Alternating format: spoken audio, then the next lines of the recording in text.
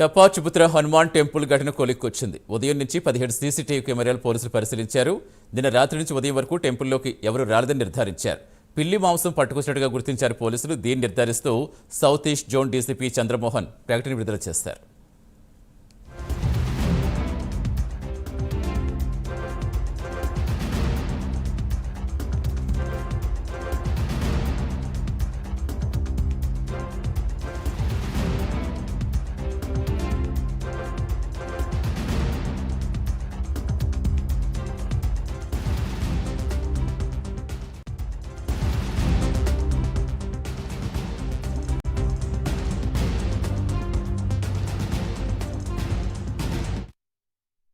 టప్పాచపుత్ర Hanuman temple ఘటన కొలిక్కొచ్చింది. ఉదయం నుంచి 17 సీసీటీవీ కెమెరాలు పోలీసులు పరిశీలించారు.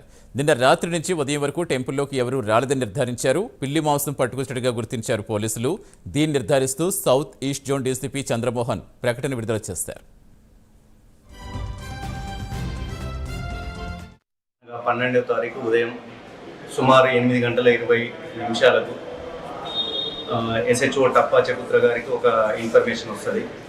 నటరాజ్ నగర్లో ఉన్న సంకట విమోచన హనుమాన్ టెంపుల్లో అందులో ఒక శివాలయం ఉంటుంది. ఆ శివాలయంలో సుమారు ఒక 1/2 కిలో 250 గ్రాముల మీట్ ఉందని చెప్పేసి మనకి ఇన్ఫర్మేషన్ వస్తుంది.